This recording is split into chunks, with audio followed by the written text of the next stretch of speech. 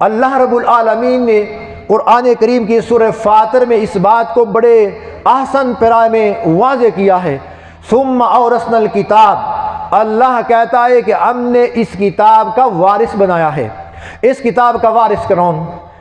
وارث کس کو بنایا؟ ثم اورثنا الکتاب الذین اصطفینا، کہ لوگوں میں سے ان لوگوں کا انتخاب کیا۔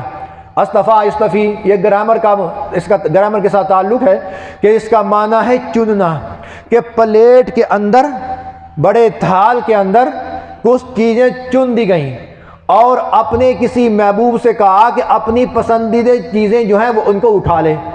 اس کو کہتے ہیں چننا۔ اللہ نے پوری کی پوری انسانیت میں پیغمبروں کے بعد، اصحاب کے بعد اگر کسی طبقے کو چنا ہے وہ قرآن کریم کے حافظوں کو چنا ہے۔ وہ لوگ ہیں جو اس کتاب کے وارث کہلاتے ہیں۔ ثم اورثنا الکتاب، ہم نے اس کتاب کا وارث بنایا۔ الذین اصطفینا، کہ جن کو ہم نے منتخب کر لیا ہے، ہم نے ان کو منتخب کیا۔ من عبادنا، اپنے بندوں میں سے۔ اللہ کے بندوں میں بڑے بڑے موجود ہیں، بڑے بڑے موجود ہیں، لیکن اللہ نے اپنے بندوں میں سے جن لوگوں کو منتخب کر کے اس کتاب کا وارث بنایا، فرمایا وہ تین قسم کے افراد ہیں، تین قسم کے۔ الذین اصطفینا من عبادنا فمنہم ظالم لنفسہ، ہم نے اس طبقے کا انتخاب کیا، ان کو اس کتاب کا وارث بنایا۔ فمنہم ظالم لنفسہ، انہوں نے اپنے اوپر ظلم کر لیا۔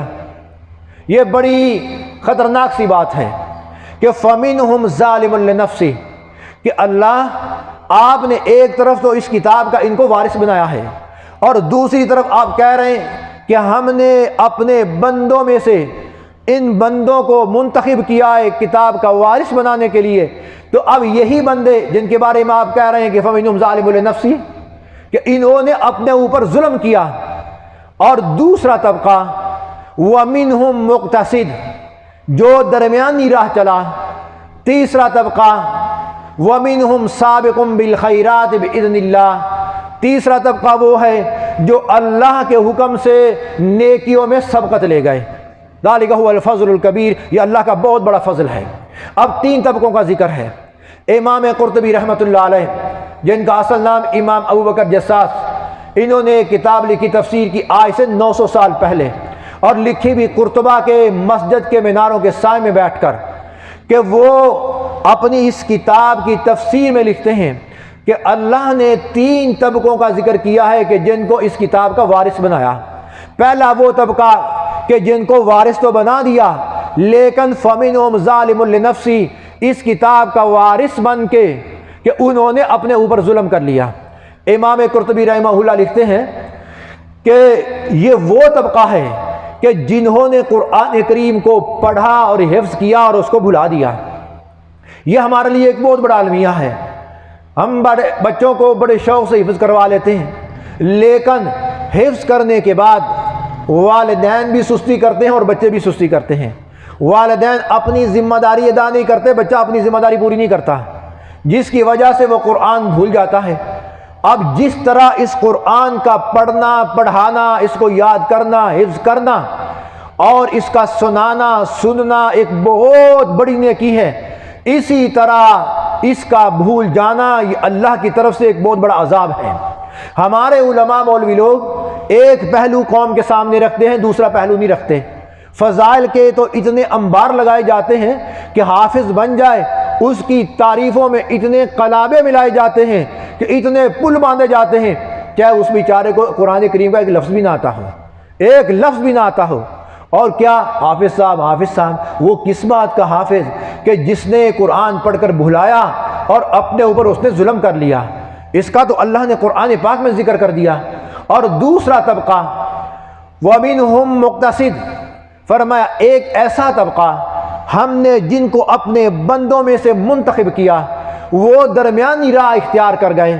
درمیانی راہ سے مراد یہ ہے کہ انہوں نے قرآن پاک کو حفظ کیا اور اس کو یاد کیا اور اس پہ عمل کیا، یہ درمیانہ طبقہ ہے، یہ بھی کامیاب ہے۔ اور تیسرا طبقہ وَمِنْهُمْ سَابِقٌ بِالْخَيْرَاتِ بِإِذْنِ اللَّهِ، تیسرا طبقہ وہ ہے جو اللہ کے حکم سے نیکیوں میں سبقت لے گئے۔ اب نیکیوں میں سبقت لے جانے والا طبقہ، تیسرا طبقہ جو بہت آگے بڑھ گیا، اس کے بارے میں امام قرطبی رحمہ اللہ نے لکھا ہے کہ یہ وہ طبقہ ہے کہ جنہوں نے قرآن پاک کو حفظ کیا اور اس کے عالم بنے اور پھر آگے اس قرآن کو پڑھنے اور پڑھانے کا کام شروع کر دیا۔ فرمایا یہ نیکیوں میں آگے بڑھ گیا، نیکیوں میں آگے۔ وَمِنْهُمْ سَابِقٌ بِالْخَيْرَاتِ۔ اب تین طبقوں کا ذکر ہوا، میں پھر پلٹ کے پہلے طبقے کی طرف آتا ہوں کہ قرآن کریم کا حفظ کرنا ایک بہت بڑا اعزاز ہے، لیکن اس کو حفظ کرنے کے بعد بھلا دینا یہ بہت بڑا عذاب ہے۔ ایک طرف اعزاز ہے، دوسری طرف عذاب ہے۔ اللہ نے قرآن پاک میں یہ بات ارشاد فرمائی ہے کہ وَمَنْ أَعْرَضَ عَنْ ذِكْرِي فَإِنَّ لَهُ مَعِيشَةً ضَنْكًا وَنَحْشُرُهُ يَوْمَ الْقِيَامَةِ أَعْمَىٰ قَالَ رَبِّ لِمَ حَشَرْتَنِي أَعْمَىٰ وَقَدْ كُنْتُ بَصِيرًا۔ فرماتے ہیں کہ قیامت کے دن ہم ان لوگوں کو اندھا اٹھائیں گے۔ کن کو؟ جن کو قرآن پاک عطا کیا گیا۔ قال كذلك اتتك آیاتنا قال رب لما حشرتنی اعمیٰ۔ یہ حافظ جو قرآن کریم کو بھول جاتے ہیں، جب یہ قیامت کے دن اللہ کی بارگاہ میں آئیں گے تو ان کو اللہ بینائی سے محروم کر دے گا۔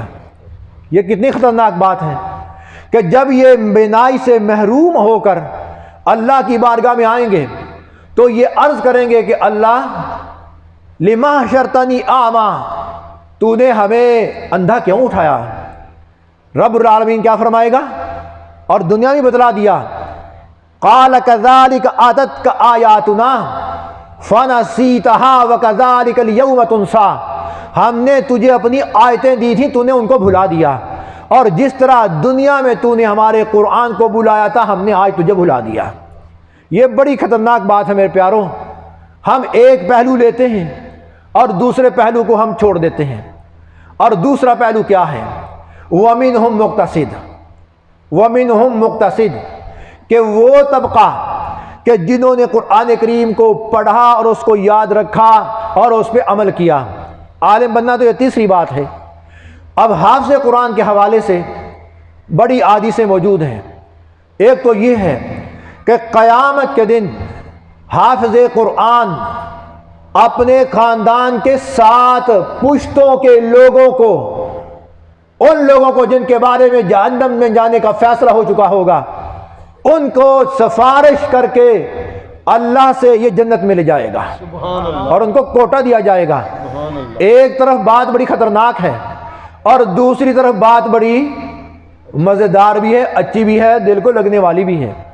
اور دوسری بات کو بھی نہ چھوڑا کرو، دونوں باتوں کو سامنے رکھ کر اپنی زندگی گزارو کہ اگر قرآن بھول گیا، شفاعت تو کیا اپنے لالے پڑ جائیں گے، اور جنہوں نے قرآن کریم کو یاد رکھا رب العالمین ان کو کوئی کوٹا دے گا۔ کوٹا جس طرح ایم پی اے کو کوٹا دیا جاتا ہے نا ناظموں کو، یہ تو گڑبڑ کر جاتے ہیں، حافظ گڑبڑ نہیں کرے گا۔ اللہ کہے گا کہ تجھے ہم نے کوٹا دے دیا۔ ایک حدیث میں آتا ہے کہ 40 افراد اپنے گھر کے جس کو چاہے تو جنت میں لے جا، اور حدیث میں اس کی اس طرح منظر کشی کی گئی ہے کہ جن کے بارے میں فیصلہ ہو چکا ہوگا، یہ بھی جہنمی، فلاں بھی جہنمی، فلاں بھی جہنمی، جن کو جنت میں لے جاؤ، اور ان کو جب پتہ چلے گا جانے سے پہلے کہ میرے فلاں عزیز کو یہ کوٹا مل چکا ہے، اب یہ کھڑے ہو جائیں گے، خدا کی قسم حدیث پاک میں آتا ہے وہ اشارہ کریں گے اس طرح کہ مجھے بھی لے جاؤ، دوسرا اشارہ کرے گا مجھے بھی لے جاؤ، تیسرا کرے گا مجھے بھی لے جاؤ۔ یہ اپنے گھرانے کے 40 افراد کو اسی طرح اٹھا کر اللہ کی اجازت سے جنت میں لے جائے گا۔